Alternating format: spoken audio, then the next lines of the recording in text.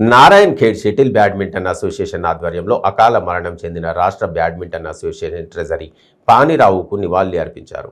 ఈ కార్యక్రమంలో నారాయణ్ ఖేడ్ ప్రాంతానికి చెందిన నేషనల్ రెఫరీ విజయ్ కుమార్ పాల్గొని పానిరావుతో తనకు ఉన్న అనుబంధాన్ని గుర్తు చేసుకున్నారు. ఈ కార్యక్రమంలో badminton association president Abdul Sajid, ప్రధాన కార్యదర్శి రవికుమార్, పేట టీఎస్ సంగారెడ్డి జిల్లా అధ్యక్షులు మారుతి, అసోసియేషన్ బృంద సభ్యులు పాల్గొన్నారు.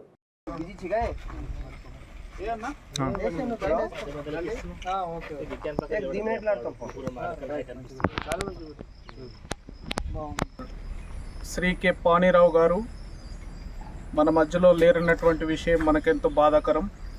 మరి నిన్నటి దినమున 72 సంవత్సరాలు కలిగినటువంటి పానిరావు గారు మరి హార్ట్ అటాక్తో మరణించడం జరిగింది.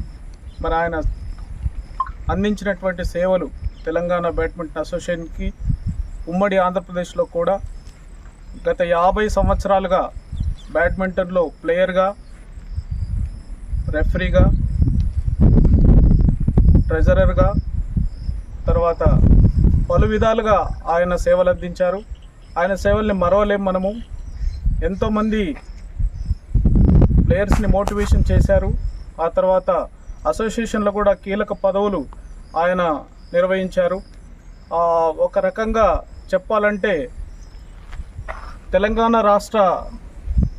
రాష్ట్రానికి వెన్నెముక లాంటి వ్యక్తి మరి ఈరోజు లేకపోవడం మనందరికీ లోటు, బాధాకరం. మరి మారుమూల ప్రాంతమైనటువంటి నారాయణ్ ఖేడ్లో కూడా స్టేడియం కావాలని ఆకాంక్షించినటువంటి వ్యక్తి పానిరావు గారు. ఆ తర్వాత తెలంగాణ వేరైన తర్వాత కూడా అన్ని జిల్లాలలో బ్యాడ్మింటన్ ఉండాలనేది ఆయన కళ, ఆయన ఆకాంక్షించేవారు.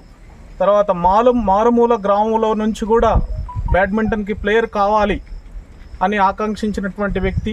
తర్వాత ఐడి విషయంలో కూడా ఇంక అన్ని విషయాలలో ఆయన ఎవరిని కూడా తీసిపోకుండా మరి పనిచేసేవాడు. తర్వాత ఎంతో డిసిప్లిన్ కలిగినటువంటి వ్యక్తి. తను నిరంతరము బ్యాడ్మింటన్ గురించి శ్రమించేవాడు. బ్యాడ్మింటన్ కోర్టులో ఉండాలని కోరుకునేవాడు.